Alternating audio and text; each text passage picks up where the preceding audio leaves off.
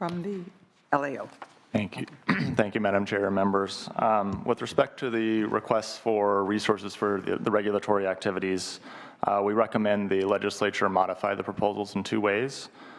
First, rejecting the requests related to the administration's, to the activities related to achieving the administration's long-term GHG goals and implementing the short-lived climate pollutant strategies, because the activities do not appear consistent, at least a portion of the activities do not appear consistent with current statutory direction. And the second recommendation is to identify an alternative funding source for the portion of the activities that are specifically related to air quality goals and criteria pollutant reductions. And it's not clear to us that the cost of implementation account is an appropriate fund source for those non-GHG related activities.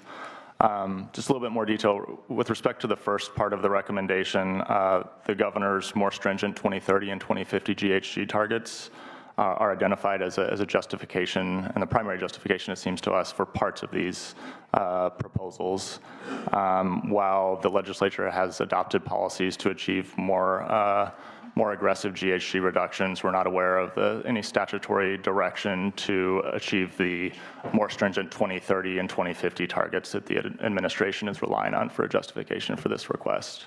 With respect to the short-lived climate pollutant strategy, although SB 605, which has been adopted by the legislature, directs the administration to develop a strategy for reducing short-lived climate pollutants, it doesn't direct the administration to implement the measures contained in the strategy. And so we have concerns about the proposed activities going beyond what the current legislative direction is. And again, with the cost of implementation account, I think just our main point is that some of the activities appear to us to be related to non-GHG pollution reductions, and so we have a concern about using an account that is based on fees that are assessed on GHG polluters. Could you articulate that for me? What specifically were GHG parts of the short-lived climate pollutant strategies? Which GHG parts of the I think for the short-lived climate pollutant strategy as a whole, it seems like the primary justification for that is that the administration had used in their description of it was the SB 605 bill, which had passed last year, which directed them to develop the strategy. And so it's our understanding that a plan and legislative consideration of actually implementing that strategy is being considered right now. And so if in fact that is the legislature's direction to implement that strategy, then I don't think we would have any concerns with the request, but at this point it seems premature. All right, so moving that forward, contingent on adoption of the plan would make sense to you. Right. I think it's just an issue of sort of what the legislature's policy direction on this issue is, and if it is the legislature's direction and the legislature directs the administration to implement that policy, then I don't think we would have any concerns. And that's your concern also with the AB 32 extension. Correct. All right. So a governor's order doesn't carry the same weight in your view. Right. I mean, I think we're focused on sort of supporting the legislature's goals, and those are legislative policy goals and policy decisions. And if the legislature makes those decisions and directs the administrations, then the request for resources to conduct those activities seems reasonable. But it's just not clear that those are there. For SB 32, the target bill. Indeed. Does Finance have any comment? None on what's been discussed so far, but in terms of the staff recommendation, we would like to have a chance to review the language when it's available and request a copy of it. All right. All right. Senator Nielsen, I know you had some comments. Well, Chairman Walken, colleagues, this is an extraordinarily important issue. And not only do I share concerns with the legislative analyst, but we've inquired of legislative counsel as well, and have asked the legislative counsel, because we're embarking on a very significant direction here that affects California as far out as 2050, not just next year's budget. The questions we've inquired of legislative counsel: does the governor or the Air Resources Board have the authority to establish greenhouse gas emission until a limit below the 1990 level that would be applicable beyond 2020? Answer: no. Can the cap and trade program be applied or used beyond December 31st, 2020? Answer, no. Can the Air Resources Board increase the cost of implementation of the fee in order to achieve a statewide emission limit that is below the 1990 level that would be applicable after 2020? Answer, no. And has there been any statutory extension? Answer, no. Such legislation was not passed last year. Back to the Legislative Council opinion, and I'm going to read it, a couple of them in entirety, and it's not lengthy. I won't bore you too much. In fact, I think it's most sobering, and it should be governing where the budget proceeds. Therefore, it is our opinion that the governor may issue executive orders to direct and guide subordinate executive orders in the enforcement of a particular law, but such orders may not contravene or enlarge a statute. Statute controls. And again, that's ledge analyst to your point. We think the determination of a standard for the statute, for the statewide greenhouse gas emissions limit is a fundamental policy decision that only the legislature can make. Sure. And consequently, it's our opinion that the act does not authorize the governor or ARB to establish a greenhouse gas emissions limit that is below the 1990 level and that would be applicable after 2020. I would argue, were we to proceed with this budget, we're embarking on very dangerous ground and under the color of great legal vulnerability. And I'd argue further, were we to proceed with trailer bills, that's also very risky business. These should be strictly statutory. Trailer bills are a perversion of budget policy, and not budget policy, but legislative process. These issues should be dealt with thoroughly and in depth in policy committee hearings and in fiscal hearings, not dealt with their major, historic, hugely significant policy considerations. So I just have to put that on the record as we proceed with all discussions related to this issue. But I think the ledge analysts' concerns and the ledge council's opinions here really have to govern and be sobering as we proceed. Thank you, Senator Nielsen. Senator Pavley, did you want to, our staff recommendation is to approve as proposed. These are disagreements that we have in the legislature with our colleagues on the basis of the program and on how we fund them. And we acknowledge that. So the staff recommendation is, and my recommendation, I agree, to approve as proposed with the trailer bill language, which would be contingent on the passage of the statute, to include short-lived climate pollutants in the regulatory approach to reducing greenhouse gas emissions. And we, as part of that, we want to continue to hold open all GGRF-funded proposals for the May revise, including the proposed wood smoke grant program. So we're going to hold that open. All right. Public comment.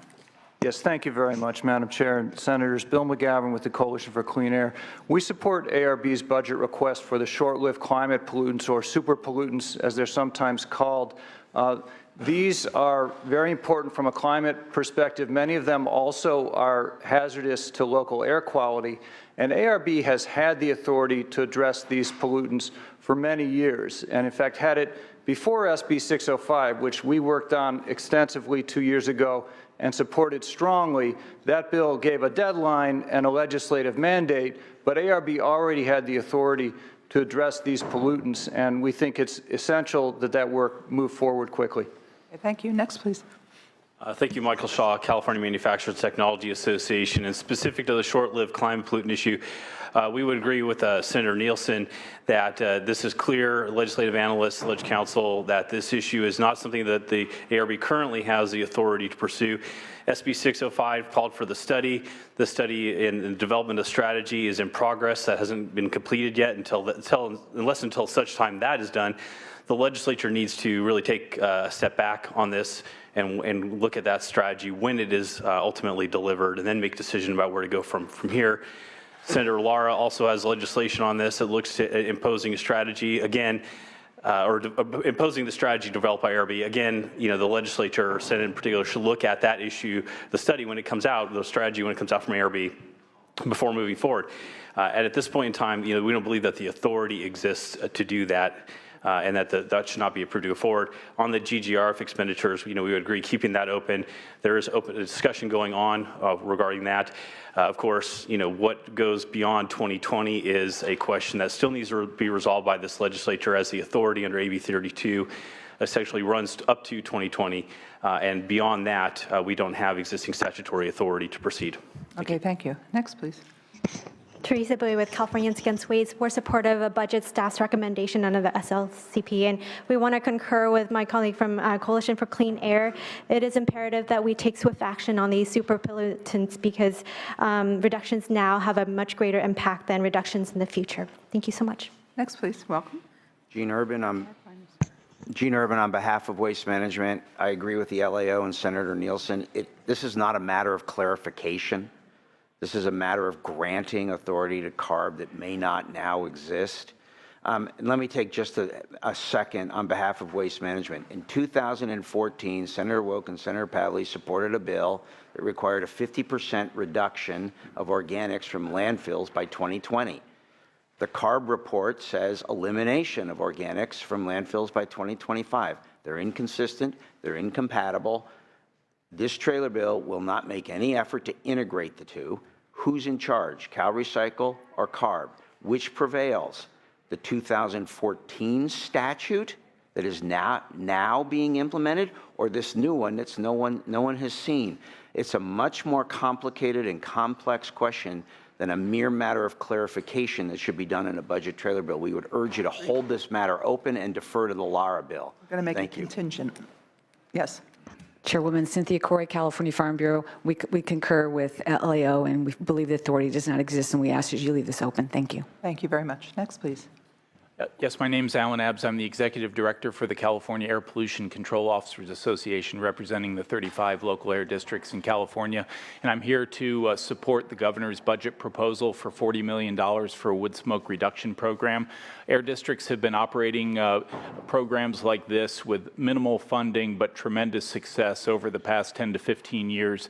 And with the governor's budget proposal, we could almost instantaneously have programs in place and replacing wood stoves before folks start using them this fall for their heating needs.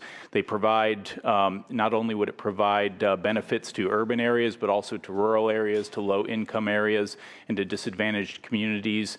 It provides a reduction in black carbon, which is identified in the short-lived climate pollutant strategy, and it also provides immediate public health benefits in terms of lower particulate matter. And so I encourage you to support that. Thank you. Okay, thank you. Next, please. Welcome. Larry Green with Sacramento Air District, with parts of Senator Walk and Senator Nelson's districts. We strongly support this proposal for the $40 million for wood stove programs. These programs are in place now and can be quickly receive money. We can use those in your district. We get good greenhouse gas reductions and excellent black carbon and methane, as well as good criteria pollutant productions. These support both rural and urban areas in California. Handout number 1. This handout shows the program that we have in Sacramento District, and we've had that for 10 years. We have replaced about 6,000 stoves. We estimate there's about 200,000 devices in our district, although a lot of those aren't used on a regular basis. You can see on the next chart the success that we've had. My district board implemented an episodic control program in 2006 and 7, and they also had an incentive program at that time. We went dramatically down from that time and have actually met the PM 2.5 standard. We're on the cusp of meeting that in Sacramento. So Thank you. this shows you what it looks like out in the community. This is Stockton Boulevard. This is in 2012, and that's what a filter looks like for 24 hours. So we encourage you to support this program. We can really take that money and put it in use in your communities. Okay, just a reminder, we're holding open GGRF-funded programs for the May revise, and we will deal with them comprehensively. So I'm sure they're wonderful programs. We know they are. With that, I'll be brief. Matt Earhart, Yes. Executive Director for YOLO Solano Air Quality Management. Oh, good. And we're here to support the program as well. I'll bet you are. Thank you. Yes, so you should be. Welcome. I'll also be brief. Matt Klopfenstein with the South Coast Air Quality Management District, also in support of the $40 million proposal. Thank you. And Madam Chair, Bonnie Holmes-Jen with the American Lung Association in California, and we are, of course, supporting these programs. And just want to note, we did release our State of the Air report yesterday. Please take a look for it, which reinforces the public health dangers from air pollution. And I wanted to note specifically that the ARB has to work simultaneously to drive down criteria and greenhouse gases. It is essential for our clean air goals that they work on both fronts at the same time, and that we believe that the existing statutes and the governor's action clearly supports the work on super pollutants and on activities beyond 2020. We believe that's all already very clear. And just want to put in a plug for the $40 million for black carbon wisdom. Next, please. Madam Chair and members, Erin Niemela representing Land O'Lakes. I realize I'm kind of dovetailing into a future conversation here, but we're asking that as you consider the funding today for the short-lived climate pollution strategy, that you take into account that there is really no clean tech retrofit for cows. We'd like to see a less stick and more carrot approach going forward. We think the state has a vested interest in keeping its dairies here. We have cleaner dairy here because we have stringent antibiotics regulation. We have the toughest organic standards in the nation. And so we're asking to just sort of flag the issue today of getting dairy digester funding to help dairies down the line to use more a carrot approach, because our dairy here is more environmentally safe than anywhere else. No. Thank you. All right. Specific programs we aren't talking about today. Yes. Tom Addison, Bay Area Air District, echoing the comments of my colleagues in support. Wood smoke is an issue in both urban and rural areas. When we've got our highest PM 2.5 concentrations on cold, still winter nights, despite all of our diesel sources, wood smoke is the single greatest contributor. Thank you. Welcome. Madam Chair, members, John White with the Clean Power Campaign. A couple of thoughts on the budget items before you. First of all, we believe that AB 32 gave ARB the authority and direction to work on short-lived climate pollutants in the way it was drafted. It was part of the, in our mind, Talking about black carbon. it should have been part of the short-term, near-term reduction. Second, we really disagree with the analysts siloing all these programs as if they don't relate to each other. There are co-benefits to reducing short-lived climate pollutants. There are air quality benefits to reducing GHG. The idea that we're going to split this up into all these different categories doesn't make sense. Lastly, we would point out that SB 350, Senator De Leon's bill, includes direction to the Air Resources Board to adopt near-term, to adopt 2030 climate targets for the electric sector. So that work is already ongoing. So we think this is an important set of steps to keep moving. While we can always benefit from further legislative direction, the original Health and Safety Code, the California Clean Air Act, AB 32, all speaks to these issues, and we don't need to micromanage in quite the way that's been suggested. Thank you. Thank you. And Dennis Albiani, talking on the short-lived climate pollutant issues on behalf of the California Association of Egg Farmers, excuse me, almond holders and processors, and the California Grain and Feed Association. We affiliate our comments with the earlier folks that support the LAO recommendation to leave this open and not deal it with a trailer bill, and on the authority. On additional issues, we will talk about organics recycling in the future. I understand we've talked to all of you specifically. Is that something we should wait till after May revise then, the 100 million? Got it. I take the clear. Yep. Amy Mago on behalf of the California Chamber of Commerce, also on the short-lived climate pollutant strategy. We do agree with the LAO's analysis of the cost of implementation account not necessarily being the appropriate funding source for this. We do believe that it should be held open and not dealt with in the trailer bill language. Thank you. All right, thank you. I think what the recommendation is, we will, I would suggest, I would move to approve as proposed, contingent upon passage of implementing statute for the short-lived climate pollutant strategy. And number 2, hold open all GGRF-funded proposals for the May revise. That includes wood smoke and everything else that we love that's in it, or that we don't love. All right, that's not part of the motion.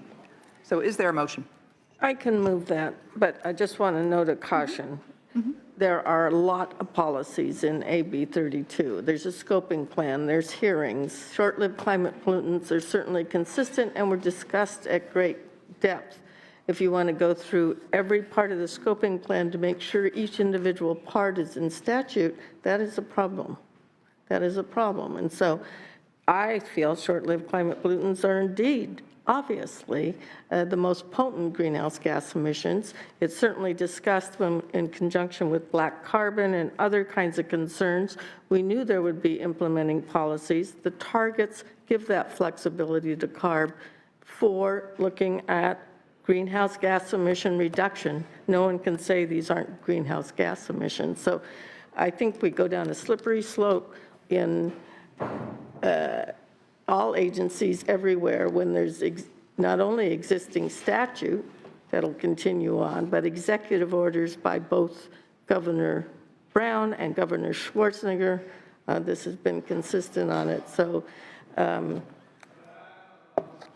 I respectfully would like to approve those 3 items without the contingency language on SB 605, if that is possible. If it's not,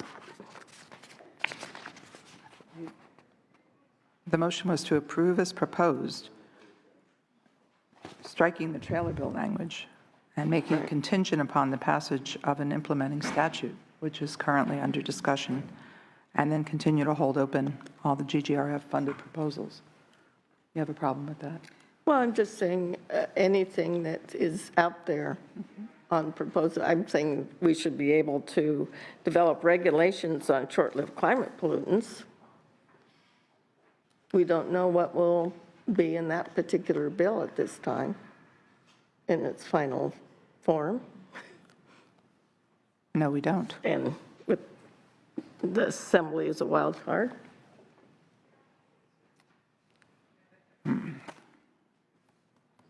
Why don't we hold both open, both the issue of the short-lived climate pollutants as well as the GGR. Do you have any problem with holding open the GGRF-funded proposals?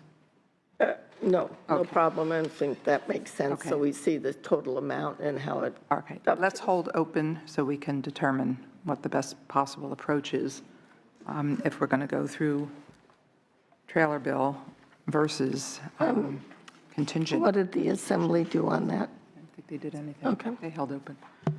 All right, so we will hold open. We will hold open both items, short-lived climate pollutants as well as the GGRF-funded proposals. And we'll bring that back, may revise. All right, let's look at low-carbon transportation fuels. All right. Okay, low-carbon transportation fuels. Okay, this is issue 2, and this budget request would support the requirements in AB 692 to decarbonize the fuels used in the state's vehicle fleet. DGS, the LA, I think this is in the agenda. The LAO notes that DGS has already identified a likely supplier for the fuel needed to meet the 2017 purchasing requirement. And though this is true for 2017, we think it's important to look at multiple fuel suppliers in the longer term, especially as the percentage of low-carbon fuel increases in future years, to ensure the best outcome for the state in terms of both cost and environmental benefits. In addition, DGS has already asked ARB to provide information to fleet managers, provide technical support with greenhouse gas calculations, and respond to questions regarding compatibility and infrastructure requirements. We expect these requests will continue and will in fact grow in the future. In addition, ARB has been implementing the low carbon fuel standard for several years, and we do approve carbon intensity pathways for low carbon fuels every year. However, AB 692 sort of highlights the ability of governments to use the power of their fuel purchases to support cleaner fuels, and we expect that over time this will induce new producers and technologies to enter the market, requiring us to process new fuel pathways. Thank you. All right. LAO. We we recommend the legislature reject the proposal because of insufficient workload justification. As Ms. Chang mentioned, DGS has already identified a supplier for the short term in 2017, so we feel like the additional workload in the near term is relatively minor and absorbable. In the long run, there could be additional workload as the standards ratchet up for the amount of low carbon transportation fuel that needs to be supplied, and there could be additional workload as a result of that standard, but at this point we feel that that's premature, and the administration can come back with a request for additional resources in future years if they need them. Finance, any thoughts? We support the governor's budget. We believe that the workload related to the proposal justifies the requested resources. All right. The recommendation is to reject this proposal. So I would entertain a motion. All right, it has been moved. And the Assembly rejected this as well, which is good to be in concert with them on these issues. So the motion is to reject the proposal. And please call the roll. Senator Wolk? Aye. Senator Nielsen? Aye. Senator Pavley? All right, that's 2-0. We will hold it open for Senator Pavley's return. All right, thank you very much. Okay, Department of Resources Recycling and Recovery, Cal Recycle. Come forward, Mr. Scott. Mr. Smithline, where are you? Welcome.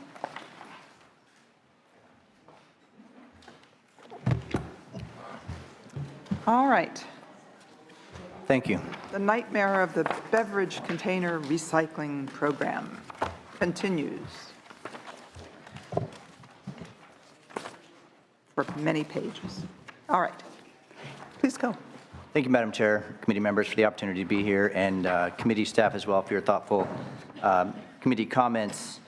We have two items before you today. One is the beverage container recycling program related item, and one is the EEI item. We're prepared to proceed in whatever order you desire.